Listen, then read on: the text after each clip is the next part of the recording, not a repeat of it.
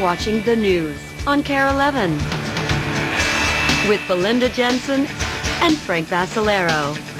This is Kare 11 News Saturday.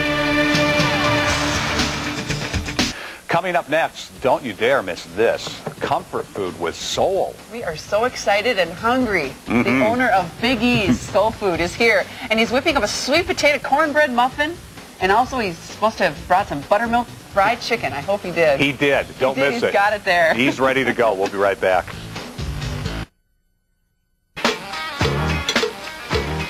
Well, of course, the South put the soul in comfort food, and whether it's fried chicken, mashed potatoes, buttermilk biscuits, or sweet potato pie, it is stick-to-your-ribs cooking with a kick.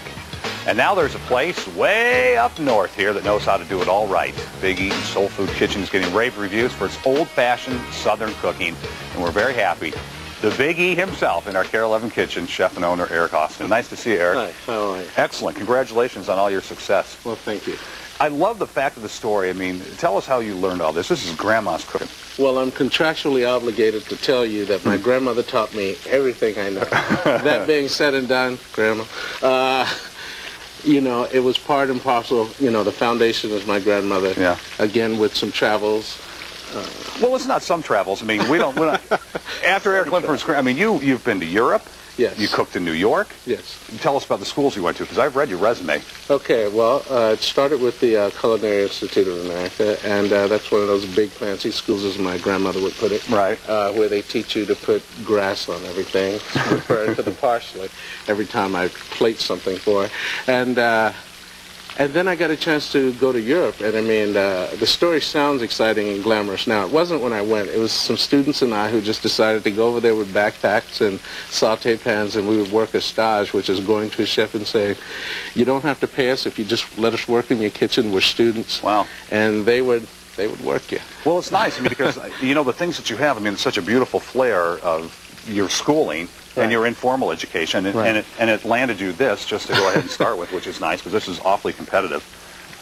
City Page's Best Wings. Yes, Yeah. yes, that is a great, I'm flattered. That's a great honor. Well, tell us a little bit about the chicken you're cooking here, and then we're going to go ahead and do the sweet potato pie, because I noticed a couple things going on. I want to learn more. We're going to start off with, some things never change. In that fancy school of mine, I was taught a lot of things, but some things, some of the rules can be broken, some can be bent, others can't be touched. This is Grandma's chicken here, which starts off with a little seasoning salt, okay, a little pepper, and a little garlic.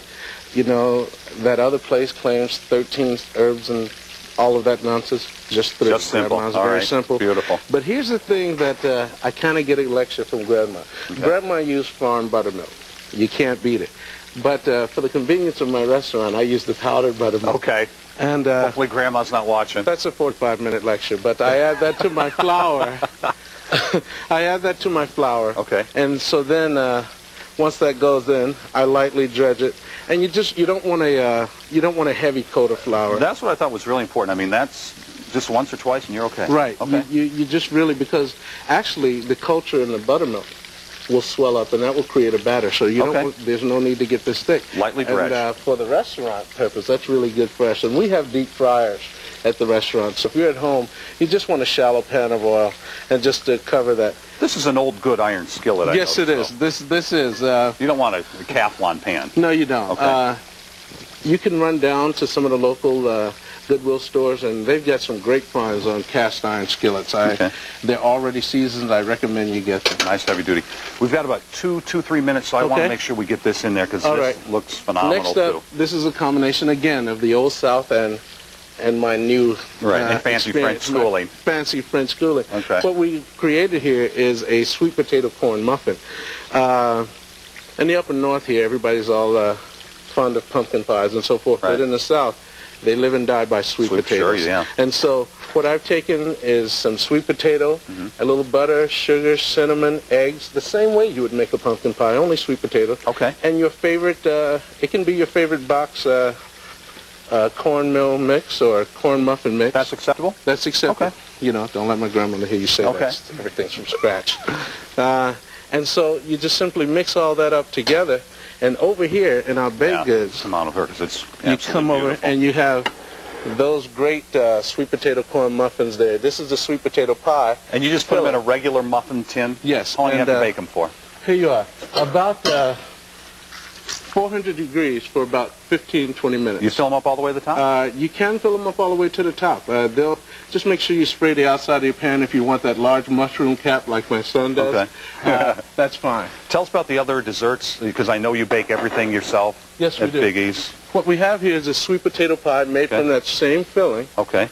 We have a blackberry cobbler.